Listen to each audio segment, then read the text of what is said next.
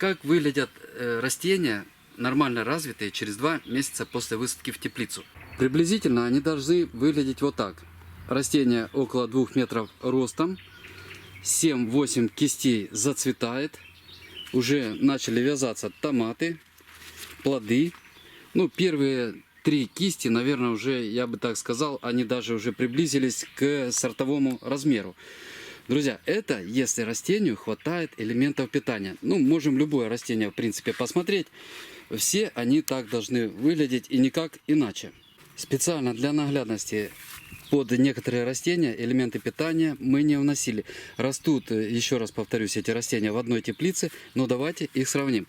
Смотрите, на этом растении ярко выраженный генеративный тип развития. То есть тонкий стебель, вот он тоньше мизинца, тоненькие-тоненькие, навязанные и наливаются первые 2 кисти. Вот первая кисть, достаточно большое количество, ну 7 томатов. Вторая кисть уже 5 томатов, и то 5-й недоразвитый. Третья кисть уже 3 томата, 3-й недоразвитый, то есть полноценных возможно только 2 здесь будет. Остальные цветочки, видите, растения их пытаются сбросить, но здесь не так наглядно. Давайте посмотрим 4-ю кисть. А 4-я кисть просто-напросто в полном составе отвалится.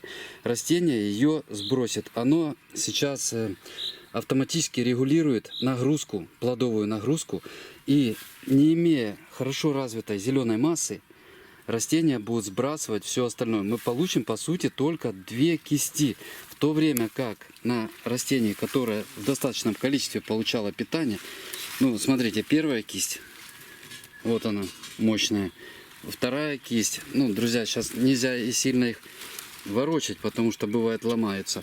3-я кисть, 4-я в завязывании, ну идет нормальное развитие. И стебель сравните, здесь какой толщины стебель и здесь какой стебелек. Почему так произошло?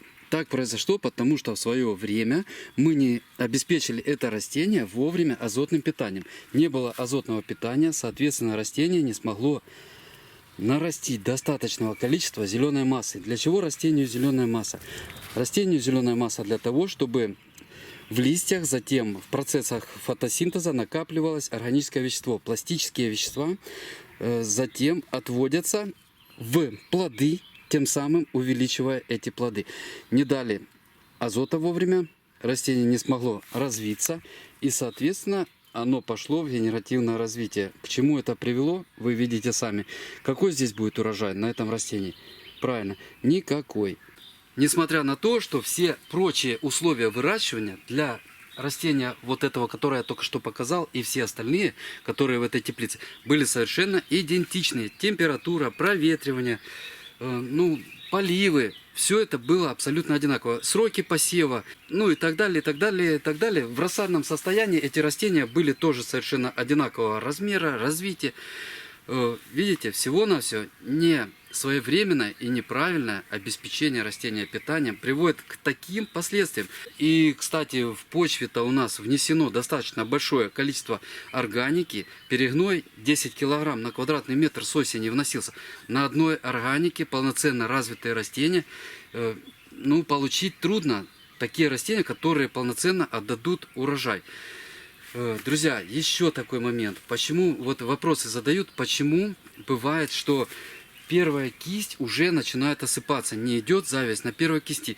Это все надо заглядывать туда, в начало выращивания. Первая кисть, закладка первой кисти происходит у растения томата на 10-15 день после всходов.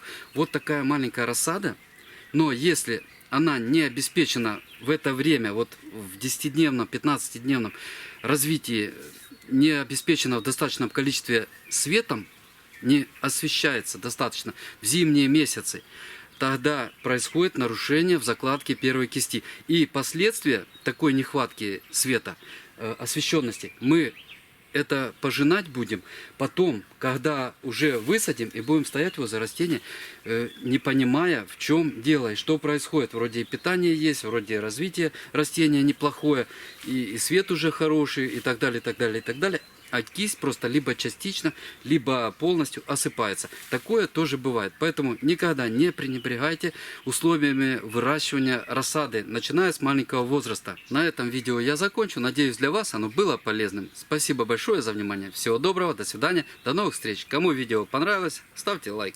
До свидания.